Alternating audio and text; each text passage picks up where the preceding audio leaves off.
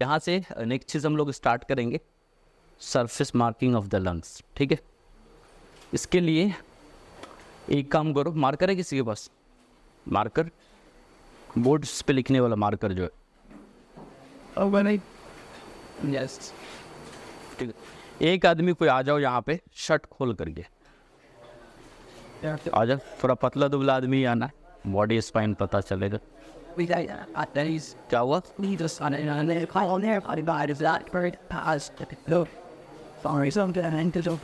कौन आएगा? कोई एक आदमी आओ, आ जाओ, आ जाओ, मनीष आ जाओ।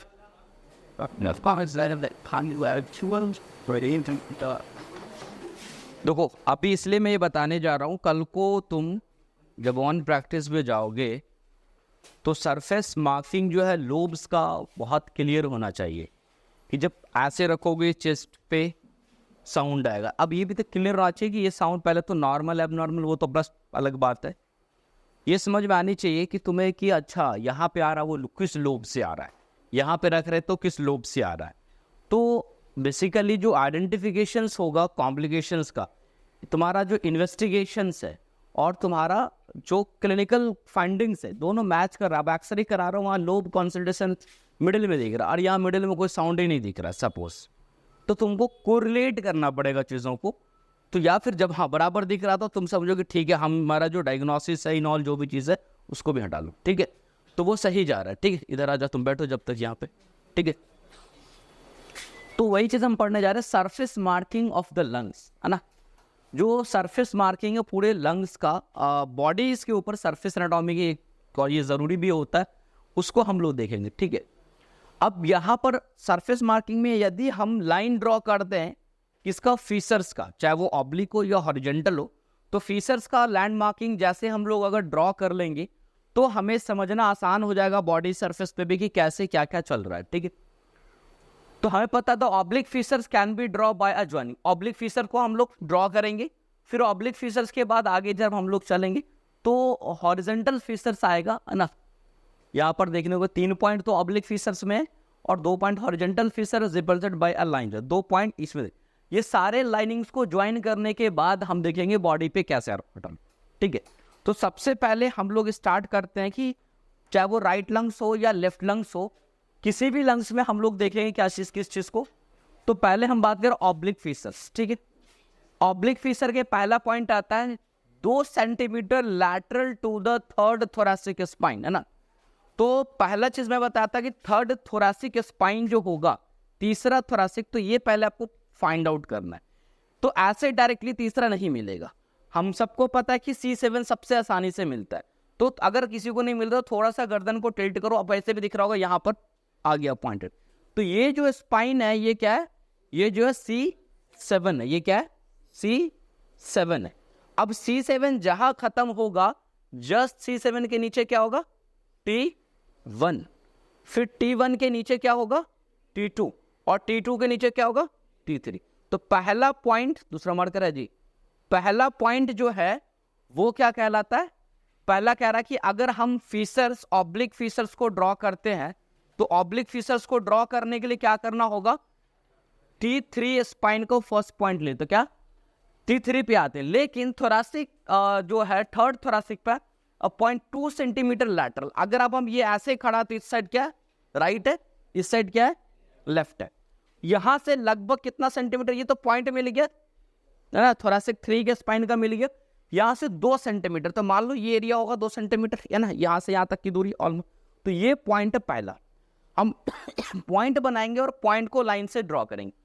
फिर दूसरा पॉइंट कहता है ना, कि another point of the fifth rib in the mid axillary line, और 5वें रिब्स को ढूंढना, वो भी कहां पे, मिक्स एक्सिलरी लाइन पे।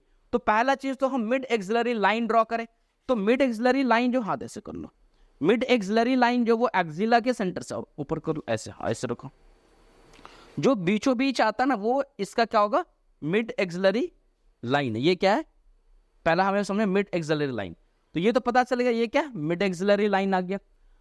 अब ये पॉइंट हम लोग देखेंगे, जो पहला पॉइंट मिला T3 पे 2 सेंटीमीटर लैटरल वहां पे, और मिड एक्सिलरी पे जो पॉइंट मिलेगा उस दोनों को क्या करेंगे, मिलाने की कोशिश करेंगे।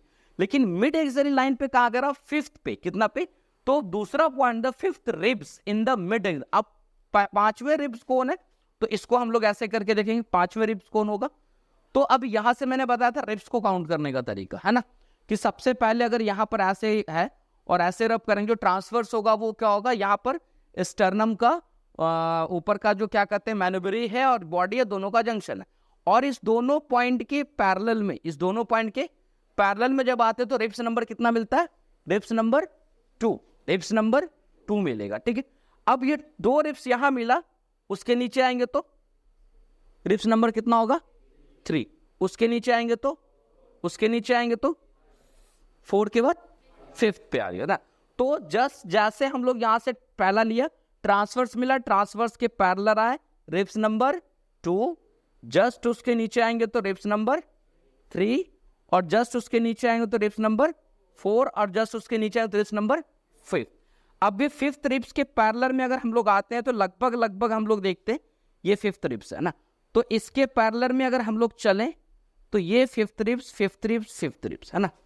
अब यहां पर इसके मिड एक्सिलरी लाइन पे 5th रिब्स के आएंगे, सीधे आएंगे तो कहां पे, मिड एक्सिलरी लाइन पे 5th रिब्स मान लो ये, तो मिड एक्सिलरी लाइन पे एक लाइन हम ले ली, यहां पे ऑलमोस्ट लाइन आएगा। अब इस दोनों लाइन को क्या करेंगे, ज्वाइंट्स करेंगे, दोनों लाइंस को क्या करेंगे इस तरह से ऑब्लिकली, ऑब्लिक है तो लाइन पता है ना, ऑब्लिक। तो यहां से अगर पीछे में बात करें तो यहां से ऊपर जो लंग्स का ये जो एरिया आएगा है ना, इससे जो ऊपर आएगा ये इसका क्या होगा, अपर लोब भी होगा। सेम एज अगर हम लेफ्ट साइड में चलेंगे तो लेफ्ट में 2 जगह अपर है, इसके नीचे क्या होगा, लोअर लोब्स हो जाएगा। तो ये इनिशियली हम लोग देखते हैं ये क्या होगा आपका, इसका जो है वो कौन सा लोब आ गया, अपर लोब है, नीचे आएगा ये लोब। अब ऐसे तो हम लोग आगे इस तरह से फ्रंट पे दिख गया, और ये साइड से भी दिख रहा है, साइड से भी। यहाँ पर हम चेस्ट पे रख करके आपको सांस लो सांस छोड़ो, कोई नॉर्मल साउंड्स मिल रहा था, मतलब ये अपर लिब में, सॉरी अपर लोब्स के अंदर में क्या चल रहा है, प्रॉब्लम चल रहा है। अब तीसरा पॉइंट कहता है 6th point is the 6th costal cartilage 7.5 centimetre from the medial plane. अब बॉडी के ऊपर इसको फ्रंट में अगर रखे तो मीडियल प्लेन क्या है, सीधा सा आगे से यहाँ क्या है, मीडियल प्लेन है बॉडी पे, ये क्या है, ये मीडियन प्लेन या मीडियल लाइन जो भी कर रहे। अब यहाँ पर हमें रिब्स नंबर कितने, कोस्टल कार्टिलेज नंबर कितने, 6 पे। तो सेम वैसे ही करेंगे, यहाँ से ट्रांसवर्स क्या कहते हैं, इस पे ट्रांसवर्स रिज मिलेगा, आए तो पहला रिब्स कौन है, सेकंड्स, उसके बाद सेकंड के बाद थर्ड, थर्ड के बाद फोर्थ, फोर्थ के बाद फिफ्थ के बाद 6th। तो ये लगभग जो रिब्स होगा ये क्या है, 6th रिब्स के आसपास। अब ये जो 6th रिब्स यहाँ पर है, 6th रिब्स के यहाँ से ये 6th रिब है, और ये ऐसे ही अगर ये 6th रिब है तो इसको अगर हम ऐसे ही लेके आएंगे तो नीचे आते आते धीरे धीरे ये लगभग नीचे के आएगा, यानी 5th यहाँ तो 6th लगभग इसी के आस पे पैरेलल में आएगा। अब यहाँ से मान लो 6 के कितना सेंटीमीटर, लगभग 7 सेंटीमीटर कहाँ आएंगे, 7.5 सेंटीमीटर कहाँ आएंगे, यहाँ पर कोस्टल कार्टिलेज 7.5 सेंटीमीटर मीडियल कहाँ, जो कोस्टल कार्टिलेज होगा 7.5 या एवरेज 7 आप ले सकते हो centimetre from the median plane. कहाँ से, तो 6th costal cartilage medial plane से 7 सेंटीमीटर हम लोग लाइन यहाँ से लेंगे।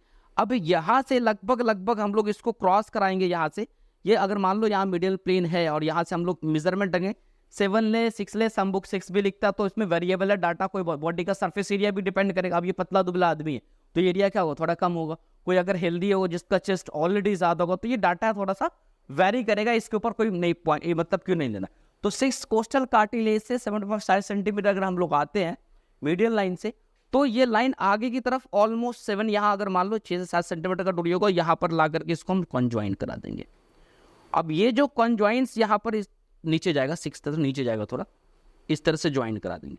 अब ये जो ज्वाइनिंग बन गई तो ये ऑलमोस्ट इस पॉइंट पर भी एंटीरियरली हमने ज्वाइन करा दी, ये तो पूरा का पूरा क्या बन गया, ऑब्लिक। अगर इसको थोड़ा और भी अच्छे से देखना चाहो है ना, तो एक पिक्चर्स में तुम्हें दिखा रहा है, आगे की तरफ से थोड़ा सा कम दिखता है ना, इनिशियली थोड़ा सा ऐसे रख लो, इस तरह से लाइन जा रहा है, ऑब्लिक जा रहा है तो नीचे, ये मान लो लाइन है यहाँ पर है ना, ये नीचे की तरफ से ऐसा आएगा ना, तो यहाँ पर ये जो लाइन अभी दिख रहा है सिर्फ ऑब्लिक दिख रहा है, ये उधर से पोस्टरली दिख रहा था, ये मैं अभी बताऊंगा यहाँ पे।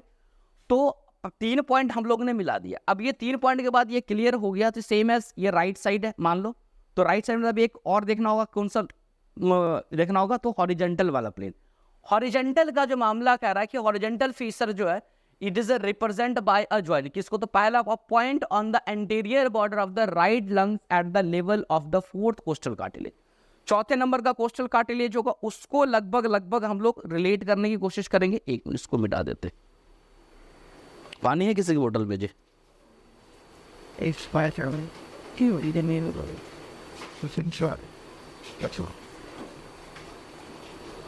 थोड़ा नीचे चला गया। You leave that wheels. All this taking the pen to laying out. Still need to maybe pen was 12. Bag paper है, इसके बैग में रुमाल है, निकालो तो। Bottle will unreal feature humiliated back to meat. And it is way there first. You don't see it end in the bin. But again, and the die छोड़, ठीक है। तो दूसरा अगर इसको हम लाते तो वो ऑलमोस्ट यहीं तक रहेगा ना, ये ऊपर का फेस और यहाँ तक रहेगा। अब ये कह रहा है कि पहला पॉइंट जो होगा यहाँ पर हॉरिजॉन्टल के लिए हम लोग अगर आते हैं तो first point at the right lungs में मिलेगा। हॉरिजॉन्टल तो लेफ्ट लंग्स में नहीं है ना, उधर तो फिजर है ही नहीं। Level of the fourth costal cartilage, कहाँ से? Fourth coastal. तो फर्स्ट ये हो गया, ये मतलब सेकंड ट्रांसफर्स के बराबर में आए तो सेकंड मिला। सेकंड के नीचे जब हम लोग आएंगे तो ये क्या मिलेगा? थर्ड मिलेगा। और थर्ड के ऊपर आएंगे तो क्या? फोर्थ। तो लगभग ये जो मार्जिन होगा क्या होगा? फोर्थ का होगा। तो ये पॉइंट ऐसे मिल गया, मान लो फोर्थ कोस्टल कार्टिलेज हमको मिल गया। फोर्थ कोस्टल का अब दूसरा सेकंड पॉइंट क्या होगा? Fifth rib in the middle, यानी इसके साथ इसको आकर के मर्ज करा देना। फिफ्थ को किसके साथ? ये फोर्थ को इसके साथ क्या करना है? लाइन लाना है और लगभग इसके साथ क्या कराना?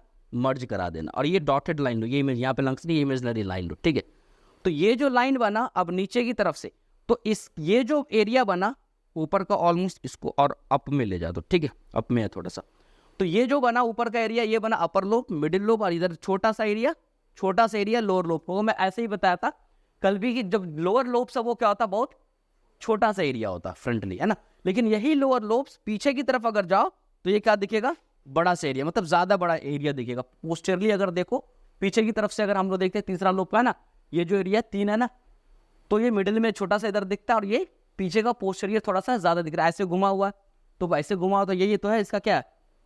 ऐसे जो घुमा हुआ है तो ये साइड क्या होगा? राइट साइड होगा। तो पोस्टीरियरली ये इस तरह से दिखेगा। तो ये लैंड मार्किंग सेम एज अगर हम लोग इधर की तरफ भी अगर आना चाहे तो यहाँ से क्या कहते हैं, थोरासिक जो 3 है इससे अगर 2 सेंटीमीटर से आ जाएंगे, फिर यहाँ से ऑब्लिक लाइन लेकर कहाँ पर आ जाएंगे? ऑलमोस्ट सपोज मान लो ये अगर अभी ऐसे है फिफ्थ के आसपास है, तो फिफ्थ से ला करके हम जोड़ देंगे। तो ये बेसिकली इसका क्या होगा? सरफेस लैंडमार्क है। अगर आपको सरफेस लैंडमार्क पता हो गया कि हाँ यहाँ से यहाँ पे, यहाँ से यहाँ पे, या यहाँ से यहाँ पे क्या है कि ये अलग अलग क्या है लाइनिंग्स, क्या कहते हैं कि लाइनिंग्स, इमेजिनरी लाइनिंग्स है यहाँ बॉडी के सरफेस पे, तो उससे आपको ये क्लियर होगा कि कहाँ पर कौन से लोब्स है, जो कि क्लियरली आपको जब किसी तरह का अगर, क्योंकि बहुत सारे टाइम पे जब आप पढ़ोगे आगे चल के पैथोलॉजी के अंदर में लोबर निमोनिया, अब लोबर निमोनिया में अपर लोब में है, मिडल्स में है, लोअर क्या कहते हैं कि इधर मान लो इधर मिडिल है, इधर का लोअर होगा, या इधर अपर या लोअर लोब्स के अंदर में। तो ये क्लियरिफाई या जस्टिफाई करना बड़ा जरूरी होता है, नहीं तो प्रॉब्लम क्या होगा कि आपको पता ही नहीं चलेगा। आप लंग्स में प्रॉब्लम है तो क्लिनिकली भी आप मान लो सपोज चलो एक्सरे कराएंगे तो पता चल ही जाएगा, लेकिन जैसे आपने स्कल्टेट किया आपको अलग, ऐसे नॉर्मल में तो सब में एक साउंड मिलता है जिसको लंग्स के नॉर्मल साउंड को वेजिकुलर साउंड्स बोला जाता है ना, नॉर्मल पल्मोनरी या नॉर्मल लंग वेजिकुलर साउंड बोला जाता है, तो जो क्लियर साउंड्स होता है। उसके अलावा अलग अलग साउंड है, विज है, क्रैप्स है, डिफरेंट क्रैकल्स है, अलग अलग साउंड्स देखने को मिलता है। तो अगर मान लो हर एरिया में हम लगाते हैं तो इसका अब ये देखो, अब तुम्हें पता चलो कि हम लंग्स के फ्रंट पे भी स्थित लगाते हैं, बैक पे भी लगाते हैं, क्योंकि पोस्टीरियर लोब मोस्टली कहां से क्लियर होगा? पोस्टीरियर लोब आगे तो इधर जैसे इतना छोटा, इधर भी इतना ही छोटा होगा ना, इधर भी बहुत ज्यादा नहीं होगा। सिर्फ तुम अगर देख रहे हो यहाँ पे भी तो लेफ्ट लोब के अंदर भी आए पोस्टीरियरली क्या है, left upper lobe, left lower lobe, तो इधर क्या है छोटा सा एरिया, बहुत ज्यादा एरिया। तो फ्रंट से हम ज्यादा से ज्यादा एंटीरियर जो क्या कहते हैं अपर लोब है उसका प्रॉपरली साउंड्स कंडक्शन हम लोग देख सकते हैं। पीछे लगाने का पर्पस मोस्टली हमारा होता है पोस्टीरियर लोब कैसा चल रहा है उसका, है ना। तो ये आपका का लैंडमार्क, एक लाइन में टोटली याद रहो, कभी भी अगर याद नहीं रहे तो बॉडी पे ऐसे इमेज कर सकते हो। अब ये बार बार अब उतना तो याद नहीं रहेगा, तो ऐसे सीधा पीछे जब किसी पर्सन को तो याद रखना कि कहाँ T3 पे लेना है, कितने पे T3 पे, T3 से क्या जाना है 2 सेंटीमीटर लैटरल जाना, यहाँ एक पॉइंट बनाया, यहाँ से आकर के लगभग मिड एक्सिलरी लाइन पे आना, मिड एक्सिलरी लाइन पे किस पे लेना है, फिफ्थ पे, कितने पे, फिफ्थ पे, फिफ्थ से लेकर के यहाँ तक एक लाइन ड्रॉ कर लिया। और इसके बाद ये आपका बन गया। उसके बाद यहाँ से क्या आ जाना मीडियल लाइन पे, और 7.5 सेंटीमीटर या 7, 6 जो भी है वेरिएशन है, वहां से एक लैंड मार्क लेना, इस लाइन को मिलना। ये बन गया टोटल यहाँ से लेकर के यहाँ तक लंग्स का क्या बन गया, oblique Fisher. This is the oblique Fisher of the lung. इसके ऊपर क्या हो जाएगा, अपर लोब्स, इसके नीचे क्या आ जाएगा, लोअर लोब्स आ जाएगा। ठीक है, तो ये आपको एकदम कॉन्सेप्ट क्लियर रहना चाहिए। अगर मेन आपका ये है ना, बाकी ऊपर से अगर आपको हॉरिजॉन्टल लेना तो फोर्थ कोस्टल कार्टिलेज के पास से लेंगे, और ये फिफ्थ वाला जो उसमें ला करके क्या करेंगे हम लोग, मर्ज करा देंगे। फोर्थ कोस्टल कार्टिलेज से क्या करेंगे, मर्ज करा देंगे। किसमें, तो फिफ्थ वाला जो पॉइंट्स आया था इधर में, fifth costal cartilage mid axillary line पे, एग्जैक्टली मिड ये आएगा, मिड है ना, मिड एक्सिलरी लाइन पे ना, तो ये मिड एक्सिलरी लाइन पे इस तरह से ड्रॉ कर देंगे। तो ये पॉइंट आपका क्लियर कट कंसेप्ट रहेगा कि हाँ ये लोब का डिफरेंशिएशन हो गया। इधर तो 3 था, मैं इसलिए ड्रॉ किया, इधर तो 2 ही है, तो बड़ा आसान और भी रहेगा, एक बार पीछे से लोगों काम खत्म हो जाएगा। तो ये लंग्स का क्या है, सरफेस मार्किंग है। क्या है, सरफेस मार्किंग है। सरफेस मार्किंग बेसिकली क्या मतलब होता है कि इंटरनल लोब, अब लोब ऊपर किधर कौन अंदर घुस के तो दिख नहीं रहा था, लेकिन अब यहाँ पर आपको क्लियर दिखे। अलग अलग एरिया में साउंड चेस्ट क्या कहते हैं कि स्टेथोस्कोप रखोगे और क्लियर आपको साउंड डिफरेंशिएशन अगर मिल रहा है तो आप क्लियर कह सकते हो, ये आप अच्छा कह सकते हो, या अपने आप को इन्वेस्टिगेशन की तरफ जा सकते हो। एक्सरे का देखेंगे, अच्छा हमको इसी लोब में साउंड का कुछ गड़बड़ मिला था, और एक्सरे के अंदर में यही सेम चीज इसी लोब में कुछ ना कुछ प्रॉब्लम्स आ रहे हैं, तो ये आपको क्लियर कंफर्मेशन कराएगा। ठीक है, तो ये क्लियर है सबका। ठीक है, चलो ये चीज तुम्हारा हो गया। अब दूसरी चीज जो है, एक वर्ड आता है यहाँ पर, देन हम लोग याद करते हैं रूट ऑफ द लंग्स। ये आपको जानना जरूरी होता है। रूट का मतलब क्या होता है, जनरली अगर हम प्लांट्स में रूट बोलते हैं वहां पर क्या निकलता होता है, ब्रांच ब्रांच ब्रांच ब्रांच। अब लंग्स के अंदर में हम लोग ये देखते हैं कि भाई right lungs and left lungs है, तो एक ऐसा स्ट्रक्चर से लंग्स के पास मीडियल सरफेस पे जहाँ बहुत सारे स्ट्रक्चर अंदर जाते हैं और या बहुत से स्ट्रक्चर वहां से निकलते हैं। जस्ट लाइक अगर हम बात करें, ये आपके पास जो लंग्स है वो राइट लंग्स है। कैसा लंग्स है, राइट लंग्स है। अब राइट लंग्स ऐसे करके कवर्ड है, ये आपका मीडियल सरफेस है। कैसा, कौन सा सरफेस, यहाँ पे अलग अलग ओपनिंग्स देखने को मिल रहा है ना। इधर को मान लो यहाँ पर लिख रखा है बेसिकली पल्मोनरी आर्टरी का है, यहाँ क्या कहते हैं क्या कहते हैं ब्रोंकस का है, एपिपार्टस ब्रोंकल है, हाइपोपैराटिस्टल ब्रोंकस है, पल्मोनरी वेन्स है। तो कहने का मतलब रूट ऑफ द लंग्स किसको बोलते हैं, रूट ऑफ द लंग्स कहते हैं शॉर्ट ब्रॉड पेडिकल्स एक तरह का है बेसिकली, ऐसा कंटेंट मीडियल सरफेस के ऊपर जहाँ पे lungs basically connects the medial surface of the lung to the mediastinum. जाहिर सी बात है दोनों लंग्स के बीच जो स्पेस था वही मीडियास्टिनम था, और ये जो एरिया है रूट है, ये कनेक्ट किस में करता है, कोई भी चीज आ रहा है यहाँ पर ऐसे निकल रहा होगा, तो ये जो एरिया है वो क्या है, मीडियास्टिनम है। तो रूट का कनेक्ट किसके साथ है, मीडियास्टिनम स्पेस के साथ है। अब यहाँ पर दे स्ट्रक्चर विच इज आइदर, इसके अंदर में या तो कोई स्ट्रक्चर अंदर जा रहा होता है या कोई स्ट्रक्चर अंदर से बाहर निकल रहा होता है। Comes out of the lungs at the hilum Latin the depression, है ना। एक स्ट्रक्चर जिसको हमने हाइलम नाम रखा, जनरली बॉडी में एनाटॉमी बार बार आप लोग पढ़े हो, तो जहां जहां पर हम लोग ने ये देखा है क्या कहते हैं कि हाइलम है, वह प्रॉब्ली यही है, या तो स्ट्रक्चर उसके अंदर इंटर कर रहा होता है या निकल रहा होता है, दोनों चीज होती रहती होती है ना। हाइलम का मतलब ही वहां पर वो गेट है, एक डिप्रेशन से गड्ढा देखने को, सेम एज यहाँ पर भी देखने को मिलेगा। तो roots of the lungs lie opposite of the body of thoracic 5th, 6th and 7th। अब इससे बेनिफिट क्या होगा, कभी जब आप एक्सरे देखोगे तो एक्सरे पे हाइलम दिखेगा, नॉर्मल एक्सरे अगर आप देखोगे तो एक्सरे के ऊपर क्या दिखेगा, जब ऐसे आप देखोगे तो मार्किंग होती है, जैसे ब्रोंकोपल्मोनरी मार्किंग नॉर्मली भी दिखता है। तो इस जैसे मान लो ये सपोज चेस्ट एक्सरे है, तो यहाँ पर बहुत ज्यादा व्हाइट अपीयरेंस आएगा, है ना। तो वो एक तरह का नॉर्मल होता है, लोग देख के ये होता है कि चलो ये ऐसा लग रहा है कि बहुत ज्यादा कफ है, नोट सही ना, तो कि हाइलम की बात। अब ये याद रखो कि वो जो एरिया होगा हाइलम का एरिया, वो लगभग किसके अपोजिट में होगा, तो थोरेसिक वर्टिब्रा नंबर, अगर हमने यहाँ पर देखा जो थोरेसिक वर्टिब्रा है रूट कनेक्ट की तरह इससे ऊपर है ना, वो कितना है लगभग हम लोग 5th, 6th and 7th thoracic vertebra इसके क्रॉसपोंडेंस में होता है ना। तो रूट का अब ये मान लो ऐसे ही है, तो यहाँ से एक वर्टिब्रा स्टार्ट हुआ होगा, फिर यहाँ मतलब इसके क्रॉसपोंड ये बना रहा ऐसे, तो यहीं से स्टार्ट होगा। टी कितना नंबर आ गया 5, T6 और T7, यानी इसके कंपेयर में अगर हम लोग देखेंगे तो पूरा रूट हाइलम का एक तरह से रूट या हाइलम कह लें यहाँ पर लंग्स का, जो इसी के अपोजिट में रहता है क्योंकि थोड़ा लंबा देखने को मिलता है। अब ये तो अरेंजमेंट हो गया। रूट ऑफ लंग्स में अगर हम लोग बात करें कंटेंट रूट ऑफ लंग्स में है क्या, उससे पहले एक सवाल है तुम लोग से कि ब्लड लंग्स को सप्लाई करने के लिए कौन सी आर्टरी लंग्स को सप्लाई करती है, किसी को पता है?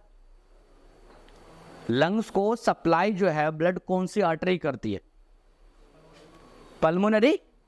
कितने लोग पल्मोनरी में बिलीव करते हो? और दूसरा कोई आंसर है भी? हाँ, किस में? पल्मोनरी। और दूसरा ऑप्शन, दूसरा आंसर किसी का? पल्मोनरी तो गलत है, और दूसरा भी तुम नहीं बोले तो गलत है ना? Right answer is bronchial artery. कौन सी आर्टरी है? पल्मोनरी आर्टरी सप्लाई करने नहीं जाती है। पल्मोनरी का क्या काम है? पल्मोनरी आर्टरी कहां से निकल रही है? हार्ट से? किस चेंबर से? राइट क्या? राइट वेंट्रिकल से निकल रही है। और राइट वेंट्रिकल से जो ब्लड निकलता है वो कैसा ब्लड होता है?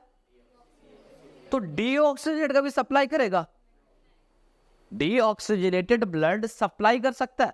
डीऑक्सीजन का तो ड्रेनेज होता है, तो यहां से ब्लड की सप्लाई नहीं होगी। तो ये किस लिए जाता है? ये जा रहा है बेसिकली लंग्स के अंदर तो जा रहा है, ठीक है। लोग ऐसे ही कंफ्यूज करते हैं, और ऑप्शन में आ जाए क्या कहते हैं, which of the following artery supply the lungs, और पहले ऑप्शन में पल्मोनरी डाला जाता है, और पहले देख के तीसरा को दूसरा तीसरा पढ़ता ही नहीं है, खुशी खुशी लगा दिया लंग्स में, चलो पल्मोनरी है। लेकिन जब जाओगे तो ये एक्चुअल वे में जो पल्मोनरी आर्टरी है, पल्मोनरी आर्टरी जो सप्लाई कर रही है, मतलब सॉरी, जो ब्लड को ले जा रही है, डीऑक्सीजनेटेड ब्लड को, for the purpose of exchange of gases, या कह सकते हो for the purpose of purification, है ना, कि वो लंग्स में जाने के बाद वहां से डीऑक्सीजनेटेड ब्लड में जो भी कार्बन डाइऑक्साइड होगा वो लंग्स के अंदर में एल्वियोलाई में जाएगा, और जो ऑक्सीजनेटेड ब्लड होगा, मतलब जो ऑक्सीजनेटेड होगा वहां पर, यानी कि O2 आ करके हीमोग्लोबिन के साथ बाइंड होगा और फिर से फ्रेश प्योर बनेगा, वो उधर की तरफ जाएगा। तो पर्पस लंग्स में जा जरूर रहा है, लेकिन ये लंग्स के पैरेन्काइमा को सप्लाई, लंग्स के टिश्यू को सप्लाई नहीं कर, क्योंकि ये ऑलरेडी सबसे पहली बात तो डीऑक्सीजनेटेड है। दूसरी चीज है कि लैक ऑफ न्यूट्रिएंट्स। भाई लंग्स का सेल को भी तो न्यूट्रिशन चाहिए ना। अब ऐसे ब्लड जा रहे जिसमें खुद भी न्यूट्रिशन नहीं के बराबर, रिच अमाउंट्स नहीं, तो ना वैसे अगर पल्मोनरी सप्लाई कर देता तो ना ऑक्सीजन सही से लंग्स को मिलता, ना क्या मिलता, न्यूट्रिशन सही से मिलता, तो चीजें गड़बड़ है।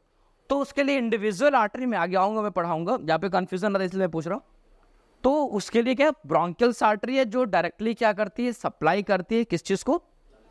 लंग्स को सप्लाई करती है, ठीक है। अब इसके बाद हम लोग यहाँ पर देखेंगे चीजों को। तो भाई चीजें को क्या देखना है इसके अंदर में? तो रूट ऑफ लंग्स, तो अब रूट ऑफ लंग्स में है क्या, क्या क्या स्ट्रक्चर्स है जो जा रहा है, या क्या क्या स्ट्रक्चर्स है जो आ रहा है? कम से कम नेम ऑफ दिस स्ट्रक्चर्स पढ़े रहोगे तो बेनिफिट क्या होगा अब तुम्हें, जब चेस्ट सीटी पढ़ोगे कभी, है ना। ये देखो रेडियोलॉजी वालों के लिए बहुत ज्यादा इंपॉर्टेंट है, और फिजियो, क्योंकि आपको ऐसे पेशेंट मिलेंगे और आपको ऐसे काम करने पड़ेंगे स्पेशली। तो चेस्ट सीटी जब करने को आओगे तो वहां पे सीटी में हम 10 स्लाइस बनता है, तो किस लेवल पे क्या है ये तो आपको पता होना चाहिए। जैसे रूट के लेवल में बताया कि लगभग थोरासिक वर्टिब्रा कितने 5 से लेकर के 6 एंड 7 तक ये लगभग रूट्स देखने को मिलते हैं, ठीक। अब यहां पर उसमें उस रूट्स में है क्या? Roots is a made up of the following structures. क्या क्या? पहला है क्या? Principal bronchus. प्रिंसिपल ब्रोंकस किसको बोलते? प्रिंसिपल ब्रोंकस बोलते जैसे ट्रैकिया आया और पहला डिवीजन हुआ, फर्स्ट डिवीजन, टोटल डिवीजन लगभग 21 से 26 लास्ट तक डिवीजन होता वो। तो अभी मैं जो बता रहा हूं, ट्रैकिया आया और ट्रैकिया आते पहला जो डिवीजन होता है वो दोनों क्या कहलाता है? प्रिंसिपल ब्रोंकस या प्राइमरी ब्रोंकस। अभी ब्रोंकियल ट्री पर आऊंगा तो वहां पे आएगा भी, बट अभी इससे ज्यादा ऐसे आता है और ऐसे डिवाइड हो जाता। तो पहला जो डिवीजन है वो क्या देखने को मिलता है? प्रिंसिपल। और ये अब लंग्स में जो एंट्री होती है, इधर वाले इधर जाएगा, राइट लंग्स में जाएगा, इधर वाला किधर जाएगा? लेफ्ट। तो कह रहा है principal bronchus on the left side. यहाँ डिफरेंशिएशन याद रखोगे, मैं ब्रोंकियल ट्री अभी डिटेल पढ़ाऊंगा आगे, बट यहाँ सिर्फ स्ट्रक्चर की बात हो रही है। तो प्रिंसिपल ब्रोंकस ये तो लेफ्ट साइड वाला होगा, ये क्या होगा? राइट साइड वाला होगा। क्या होगा? राइट साइड वाला होगा। ये भी आगे चल के हम देखते हैं कि जो इधर मान लो ये राइट है, इधर क्या है? लेफ्ट है ना। तो प्रिंसिपल ब्रोंकस दोनों का है। अब ये प्रिंसिपल ब्रोंकस जो होगा, है ना, तो कह रहा principal bronchus on the left side. Left side में प्रिंसिपल ब्रोंकस ये लंग्स के अंदर में हाइलम या जो डिप्रेशन है वहां के थ्रू अंदर जाता है, बट राइट साइड में आता है एपार्शियल्स एंड हाइपार्शियल्स, है ना, bronchi on the right side in the posterior part. लेकिन राइट साइड में चीजें बदल जाती हैं। राइट साइड में लंग्स में घुसने से पहले पहले, ऑलमोस्ट पहले पहले, ये प्रिंसिपल ना 2 और डिवीजन दे देता है। क्या दे देता है? इसमें क्या कि 2 और, इस पे डिवीजन चलेगा आगे, लेकिन ये लंग्स में एंटर कर चुका, ये लंग्स में एंटर कर चुका, यहां लंग्स में एंट्री अब हुई। यानी कि ये मान लो लंग्स की एंट्री में कलर चेंज कर लेता हूं, है ना, यहां पे जो लंग्स की एंट्री है वो ये मान, तो लंग्स के 2 अलग अलग एरिया में मान लो होल कर रहा है। ये जो राइट वाला प्रिंसिपल ब्रोंकस होगा ये अलग अलग, इसलिए इसका 2 नाम रखा है। एक का नाम है एपार्शियल और दूसरा का नाम है हाई। एपी मतलब ए पार से ईपी से आता तो ऊपर और नीचे के सेल्स में आ जाता है, और हाइपो से आ जाता है हाइपार, है ना। तो ईपर और hyparterial bronchi on the right side in the posterior part.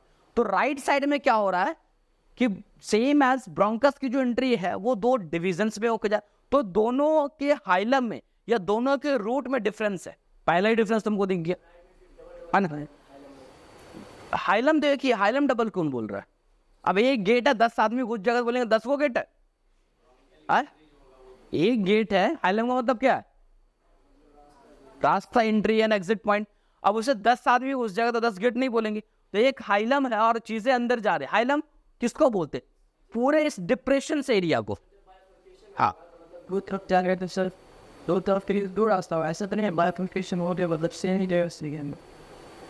हाँ, दो अलग जगह, एक अलग रास्ते में घुसा, एक इंडिविजुअल। ये हाइलम नहीं है ना, पूरे जो डिप्रेशन से पूरे completely is known as hilum.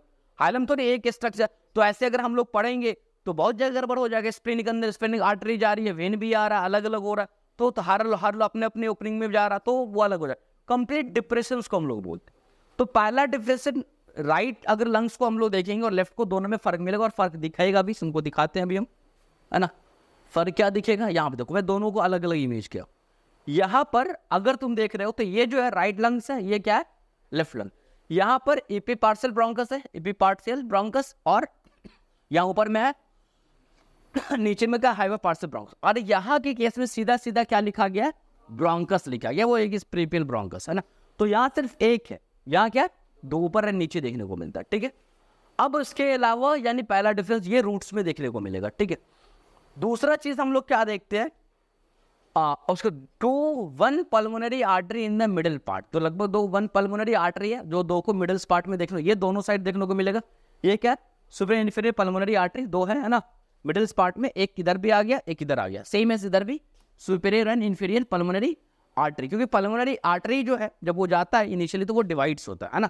ऐसा नहीं कि एक ही आर्टरी वही कंटिन्यू जाता है। पल्मोनरी आर्टरी भी आगे जाके कोई भी आर्टरी ब्रांचिंग अपना बनाता है ना, तो ये भी ब्रांच बना के तब एंटर करता है, तो 2 फर्दर ब्रांच करके ही जाता है, ठीक है।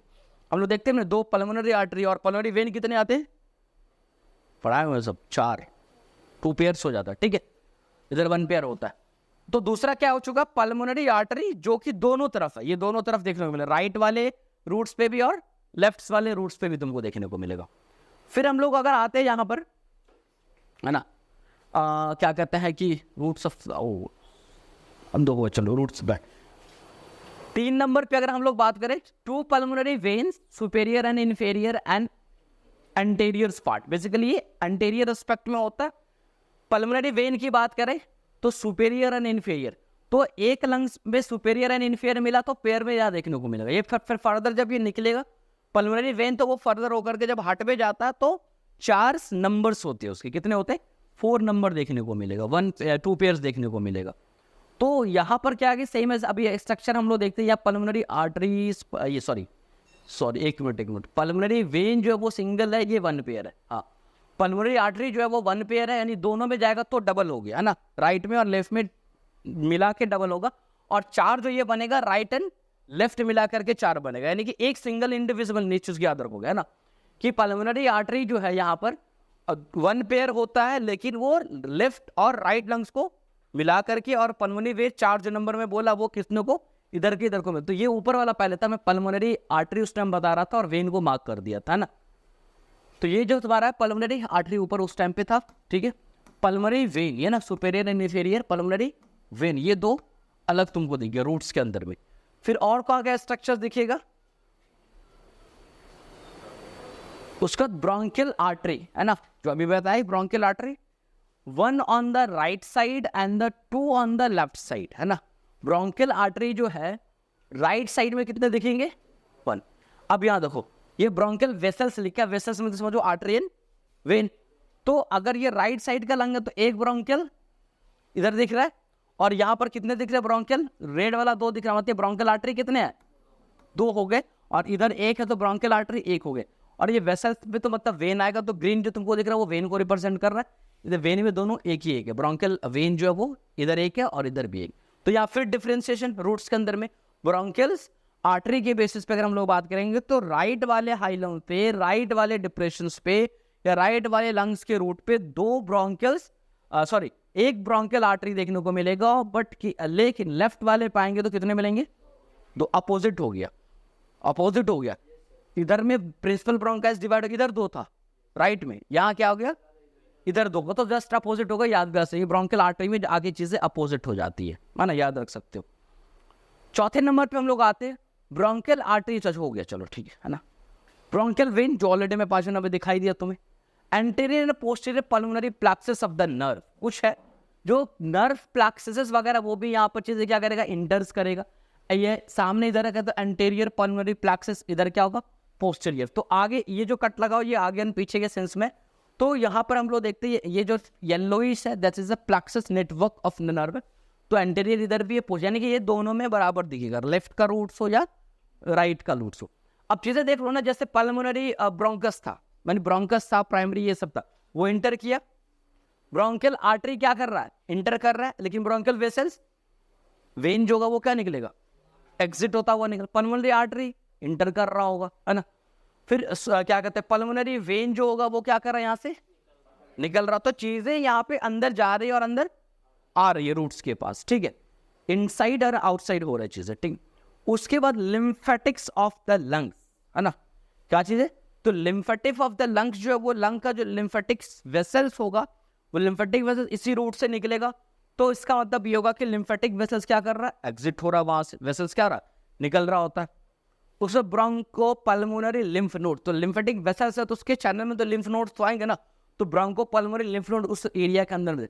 तो सिंपल तुमको ये कंटेंट पूरा याद रखना। अगर मान लो किसी का सपोज, है ना, ये कंटेंट तुम्हें याद आना चाहिए कि भाई क्या क्या कंटेंट है। तो ब्रोंकस का कंटेंट में आ जाएगा पल्मोनरी आर्टरी है, पल्मोनरी वेन है, ब्रोंकियल्स आर्टरी है, ब्रोंकियल्स वेन है, एंटीरियर पोस्टीरियर नर्व प्लेक्सस है, लिम्फेटिक क्या कहते हैं नोड्स है, लिम्फेटिक वेसल्स है ना। तो ये सारा कंटेंट क्या है, ये सारा का सारा कंटेंट कहां पर है, तो किसका कंटेंट, तो root of the lungs, lungs के रूट में ही है ना। जैसे प्लांट्स के अंदर में रूट्स बनते हैं ना, कोई मोटा है, कोई पतला है, कोई अलग है, हल्का मीटर्स के, कोई लंबा है, कोई छोटा है, तो समझ लो वैसे ही लंग्स के वहां पे रूट है, और ये अलग अलग उसके ब्रांच के नाम। इससे बेनिफिट ये कि कभी भी अगर सपोज है ना कोई भी चीजें आती, जैसे अब सीटी स्कैन आ रहा है, कुछ भी चल रहा है, हाइलर रीजन्स इन्फ्लाम या हाइलर नोडुलर क्या कहते हैं कि इस रीजन में कोई भी अगर तुमको आ जाए कि यहाँ पर कह सकता है कि already this lesions in seen on the bronchial vein region, तो ब्रोंकियल वेन क्या भाई, तो हाइलम वाला एरिया में, इसका तो हाइलम वाला एरिया में गड़बड़ी चल रही, या उस डिप्रेशन पे कुछ चीजें नॉर्मल नहीं एबनॉर्मलिटी चल रही, ठीक है। तो ये बेसिकली कंटेंट याद रखने से काफी ज्यादा सीटी में इंपॉर्टेंट मिलेगा। इवन दो लंग्स के एक्सरे में तो बहुत ज्यादा इंपॉर्टेंट नहीं मिलेगा, लेकिन हाँ हाइलर रीजन सिर्फ इंपॉर्टेंट एक मार्किंग लेके आती है, तो वो तुमको देखने को मिल सकता है, ठीक है। तो ये तुम्हें एक बेनिफिट्स होगा कंटेंट को। तो कंटेंट, अब एक चीज और भी इसके अंदर आती है, कंटेंट को सीक्वेंस में याद रखना। ये उतना नहीं रखोगे तो चलेगा, बट सिर्फ कंटेंट है क्या क्या इतना तुमको याद रखना है, ठीक है। इसी के साथ आपका लंग्स का जो प्रॉपर चीज, लंग्स का क्या एक सप्लाई है, तो वो ऑलमोस्ट मैं बताई दिया ब्रोंकियल आर्टरी से सप्लाई है, और ब्रोंकियल आर्टरी का डिवीजन भी बता दिया, एक तरफ वन दूसरी तरफ क्या डबल देखने को मिलता है। अब एक चीज इसके अंदर में जो एनाटॉमी हो, ब्रोंकियल ट्री की एनाटॉमी हम लोग पढ़ेंगे, उसमें ब्रोंकियो पल्मोनरी सेगमेंट्स भी आएगा, जो 10 सेगमेंट मैंने बात किया था। और देन उसके बाद आपका एनाटॉमी ऑफ जो क्या कह सकते हो लंग्स है ना, रेस्पिरेटरी, वो ऑलमोस्ट आपका क्या हो जाएगा खत्म। मेरे ख्याल से 2 क्लास और लगे एनाटॉमी जो है ना, वो पूरा का पूरा कंप्लीट हो जाएगा। नेक्स्ट क्लास से ब्रोंकियल ट्री न्यू टॉपिक हम लोग स्टार्ट करेंगे, ठीक है।